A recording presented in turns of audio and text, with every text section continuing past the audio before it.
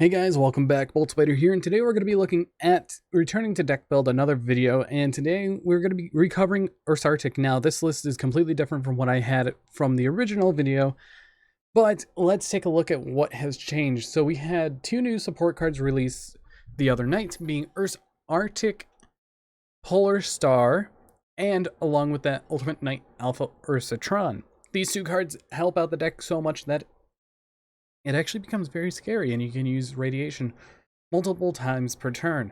Now, this is one of the variants that I had. I was running one more Unicorn and Fenrir until I cut them for something generic like an Upstart Goblin and a Monster Reborn. Now, this deck overall is a very, very solid deck, and if you guys don't know what these cards do, let's get into it and talk about all of them. First off, we have Megabilis. This is a... if it's special summon and you control a Ursarctic monster, you can target one card to your opponent's graveyard, banish it. So this is a DD Crow, and also all of them are quick effect tributes to one level 7 or higher monster from your hand, or if you have Big Dipper, you could banish one from your graveyard instead. We have Mega Polar, or Pola, is a spell and trap card removal if you control another Ursarctic monster. And then we have Mega Tannis, which is a target a face-up monster, and it changes it to face down. So we have DD Crow, Mystical Space Typhoon, and a Book of Moon. All very unique and very, very good cards. And then we also have the double Unicorn, double Fenrir. We all know what that is. I'm also running one Birth in here because you can do some silly plays with it. Now let's talk about Ultimate Knight Alpha Ursartron. It is a Ursarctic and a Drytron monster. If you control an Ursarctic or Drytron monster, except another copy of itself, you can special it, then add one Ursarctic or Drytron spell from your deck to your hand. So this gets out cards like Ursarctic Slider, Radiation, and Departure. After that, we have Mick Polar, the smaller of the versions of the Megas. If it's special summon, you can add one Ursarctic monster from your deck to your hand, except another copy of itself. Mick Tannis, you can target one Ursarctic in your graveyard, add it to your hand, except another copy of itself. And Megabilis, you can target one Ursarctic monster. You can special summon one Ursarctic monster from your hand. This is a one-of because you'd rather activate your Ursarctic monsters rather than summon them from hand or graveyard. Then we have 3 Ash Blossom. We have a lefty-righty driver because this is a instant polar or polari, so that's very good.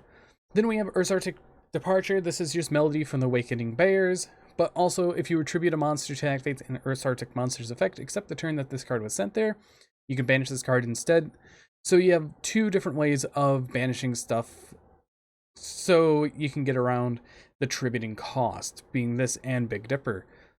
We have the Ursarctic Slider. This is a monster reborn for the deck. It cannot attack, but it also destroy during the end phase. And all of them have this locked thing for the rest of this turn. You cannot special summon monsters except monsters without a level or with a level. We have the most broken card in the deck by activating 7 counters on it for radiation. Each time an Ursarctic monster is special summoned from the hand or extra deck, you could draw 1 card. Once per turn during the end phase, you can target one Ursarctic card in your graveyard, except radiation, shuffle it back into the deck, and you can only control 1 radiation. And then we have Big Dipper.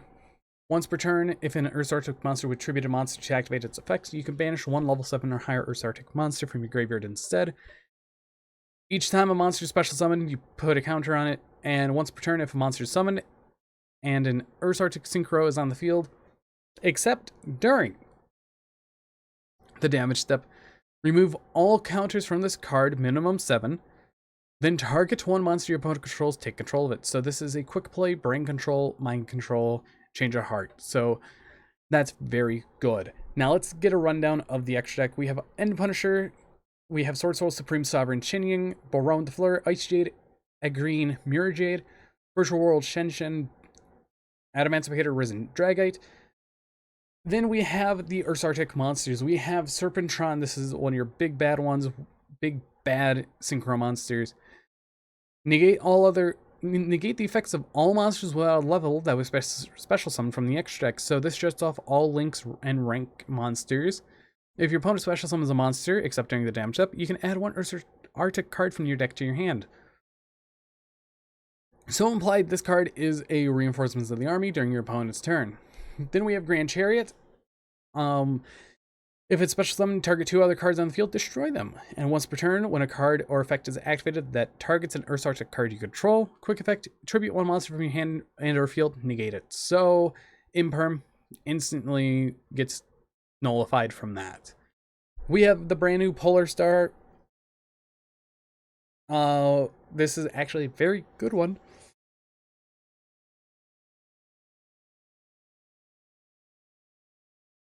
And with that, you can tribute this you could tribute 1 level 8 monster from your hand or field, and this card special summon 1 level 7 Ursarctic synchro monster from your extra deck, which in my opinion is very good.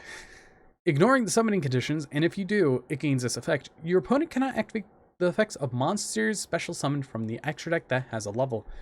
So if you tribute off a level 8 and you special summon out Serpentron, all your opponent's extra deck monsters are negated.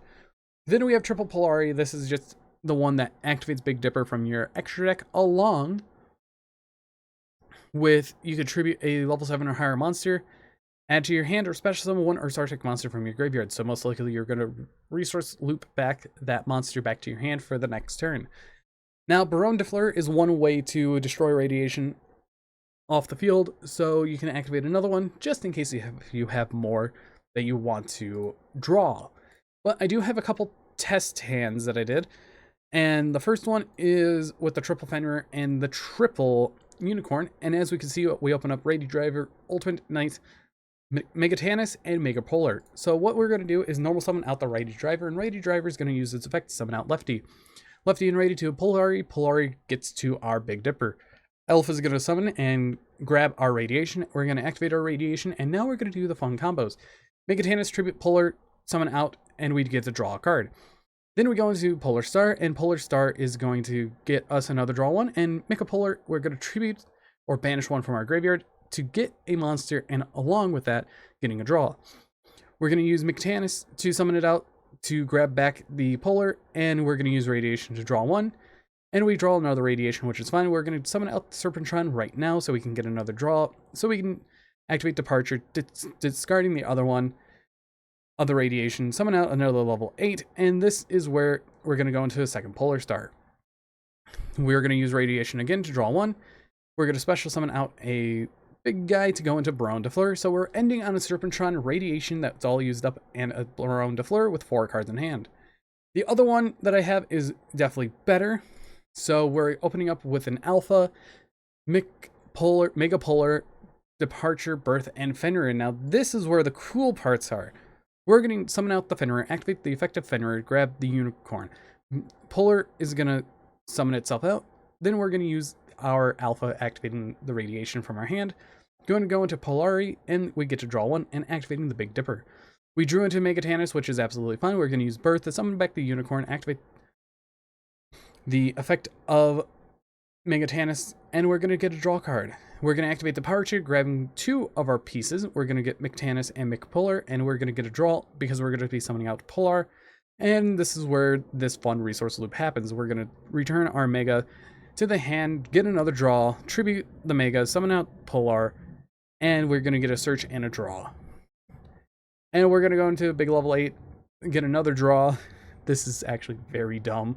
Activate the Upstart into another draw into an Ash Blossom. We're going to go up into the Serpentron. Then we're going to use Radiation to draw another. Normal summon the Ash, go into Baronne. Then we're going to pop the Radiation, activate the Radiation, use the effect of Polari to summon out a level 8. And then we're going to go into Grand Chariot. And then we're going to draw another. So this board is a Fenrir Banish along with a Grand Chariot protection from a target, Baronne negate, and your opponent cannot use any extra deck monsters effects.